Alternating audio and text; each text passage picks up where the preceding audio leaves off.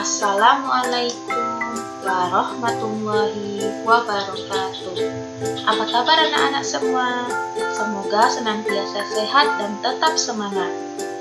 Baik anak-anak, sebelum kita mulai pelajaran kita hari ini, mari bersama-sama kita membaca basmalah. Bismillahirrahmanirrahim.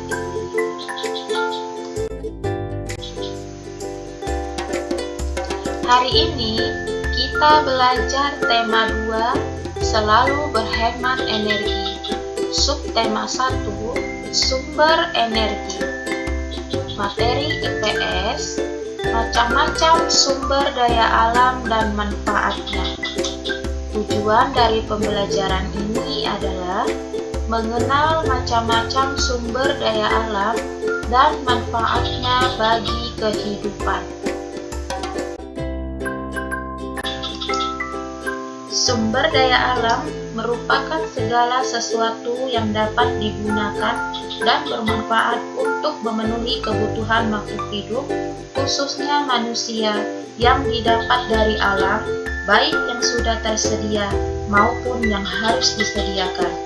Sumber daya alam dapat dikelompokkan ke dalam 2 jenis, yaitu sumber daya alam yang dapat diperbarui dan sumber daya alam yang tidak dapat diperbarui.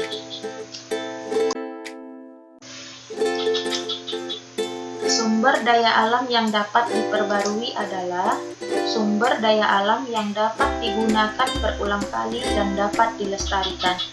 Sumber daya alam ini dapat dikelompokkan menjadi 2, yaitu hayati dan non-hayati. Sumber daya alam hayati berasal dari makhluk hidup. Contohnya adalah perkebunan,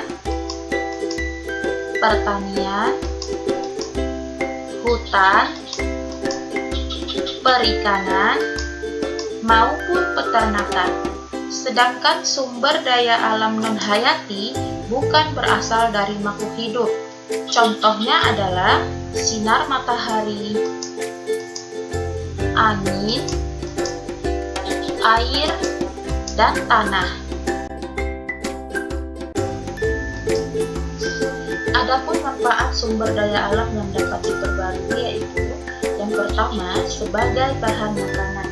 Contohnya singkong untuk membuat tepung tapioka, ikan untuk aneka masakan, padi untuk pembuatan tepung dan makanan pokok, ayam dan bebek untuk dimanfaatkan telur dan dagingnya, sapi dan kambing untuk diambil daging dan susunya, kedelai untuk bahan pembuatan kecap. Yang kedua, sebagai pembangkit listrik.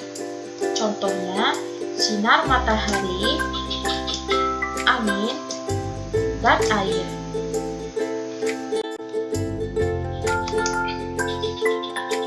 Tiga, sebagai bahan pembuat alat-alat. Contohnya adalah kayu. Kayu digunakan sebagai alat untuk membangun rumah, alat-alat memasak, pembuatan meja dan kursi, serta kayu juga digunakan untuk bahan pembuatan kertas. 4. Sebagai bahan obat. Bahan-bahan herbal seperti jahe, daun sirih, kunyit, temulawak, dan sebagainya dapat dimanfaatkan untuk bahan pembuatan obat tradisional. Kelima, sebagai bahan pembuatan pakaian. Contohnya adalah kapas. Kapas yang dipintal menjadi benang akan bermanfaat dalam proses pembuatan kain. Kemudian, kain dibentuk sedemikian rupa menjadi baju. Sumber daya alam yang tidak dapat diperbarui adalah sumber daya alam yang tidak dapat didaur ulang atau hanya dapat digunakan sekali saja dan tidak dapat dilestarikan. Sebagian sumber daya ini bisa saja dibuat kembali, namun membutuhkan proses yang sangat panjang. Manfaat sumber daya alam yang tidak dapat diperbarui adalah yang pertama, sebagai bahan bakar. Salah satu contohnya adalah minyak bumi. Minyak bumi dikenal dengan sebutan bahan bakar fosil yang berasal dari jasad hewan renik laut dan hewan purba, terbentuk selama ratusan juta tahun. Minyak bumi yang berada di lapisan bawah bumi dipompa naik untuk diolah agar dapat digunakan.